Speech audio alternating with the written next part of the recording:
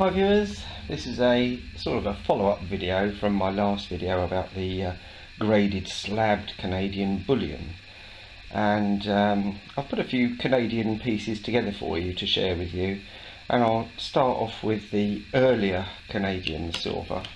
This is the Voyager from 1951 with King George on the obverse there.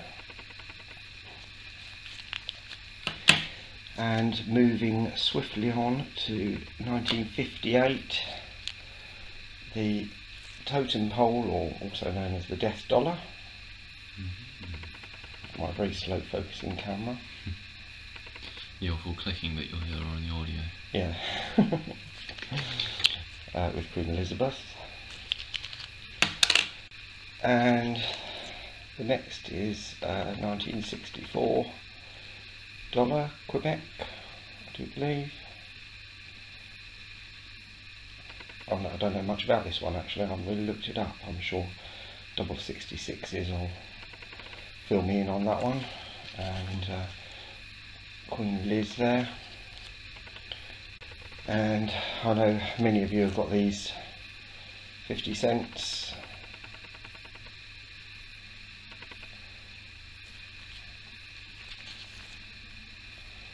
With a slightly more modern version of Liz there.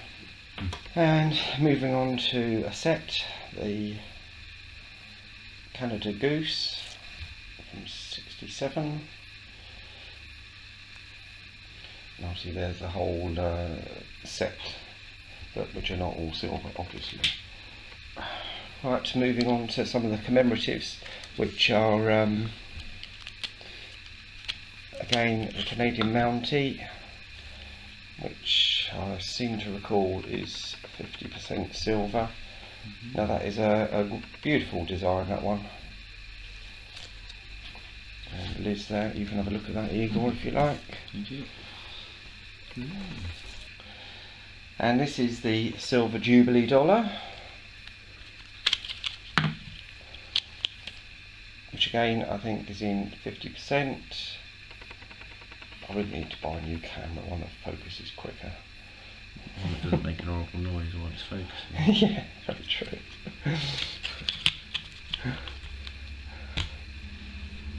And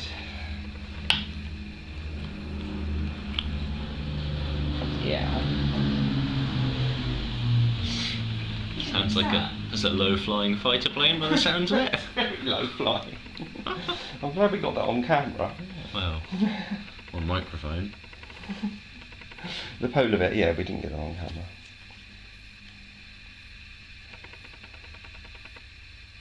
Yes, this is the early bear from 1980. Again, I do believe in 50%. This should be another moving swiftly on video, shouldn't it, Eagle? Yeah. Except you haven't said moving swiftly on. No. Canadian proof set. As you can see, highly proof-like because it is. They are proofs. Let's just see the camera lens there. Yeah.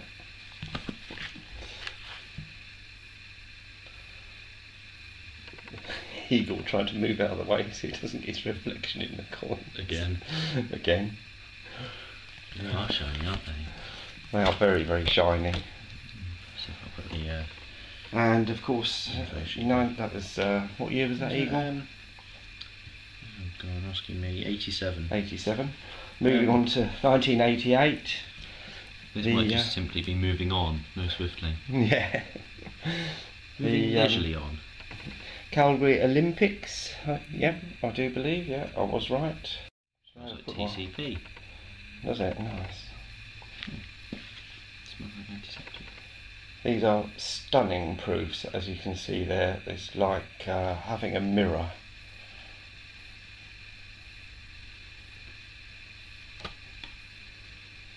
It's got a bit of toning around the edge. It has, yes, I did see that. And a couple more from the Olympics. Maple leaf on the front as well. Yes. Nice display box. Yes, it is a very nice box eagle, isn't it? Yeah, it does say 1987 on the spine as well. Oh, good. Just in case you forget. As you can see, they are beautiful coins. Nice, simple minting. Oh, pardon me. Keep that one in the audio. Yeah, I'll edit that bit out. And pass those over to you, Eagle. Pile them up, stack them up. Start stacking. Yeah, and moving on to 2008, we have this absolutely stunning, one of my favourites is the, this is actually sterling silver, and it's the 2010 Olympic Winter Games holographic coin. Oh, and I'll try and get that a bit adventurous for you, isn't it? What? Holographic coin. I'll try and get the hologram to show up on camera there. You can have a look at it in a minute, Eagle. That is a very clever idea, and I don't know that I've seen it repeated.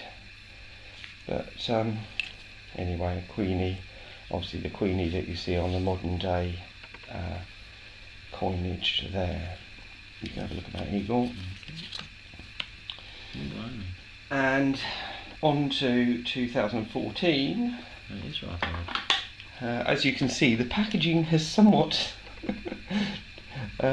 diminished in quality from those beautiful velour clamshells. Nice sort of leather bound maple leaf. Or leatherette bound to cardboard packaging. But that's I think worldwide for you. Photoshop sort of eagle on the front. Yeah. To the 2014 bald eagle. And of course all these coins I'm showing you do not suffer with milk spots. I've not seen a milk spot on a single one of them. And so what you're saying is it's the grading companies that are useless, not the Canadians. No, it's the bullion. It's the bullion versions. But they don't all suffer. But of course once it's in a slab you can't do anything with it, can you? Right. Well, if you take a mitre saw to it. Or a bandsaw in my case.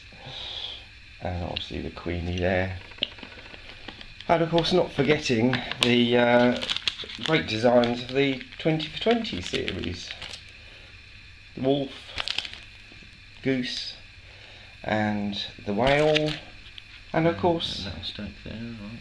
It doesn't stop me buying bullion. I just don't want the graded stuff anymore. And of course I've had a quick look at these 1.5 ounce polar bear, still looking pretty good. You can have a look at that for me, Igor. Don't see any signs of milk spots on those as yet. How much lining they've done on it though. I don't know if it's on purpose or not. Almost as if there's a grain running up and down the coin. Yeah, it is, yeah. It's got a name, but I've forgotten what it is. Someone will tell us. Yeah, a strange one, that.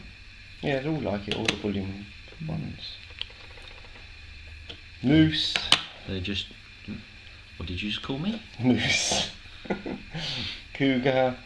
They just have awful presses, is that what it is? That the dyes they use are just a bit naff and have funny lines. I think they're purposely polished like that with the lines in them.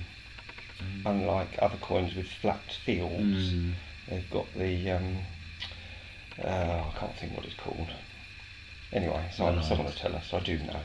We could have googled it before we made the video, but we didn't. Except I didn't ask the question before we made the video. No. Anyway, if any of my Canadian viewers have some more modern commemoratives that you want to link your video to this to show other people what is nice collectible Canadian silver out there, feel free to do so. And I'll say thanks for watching.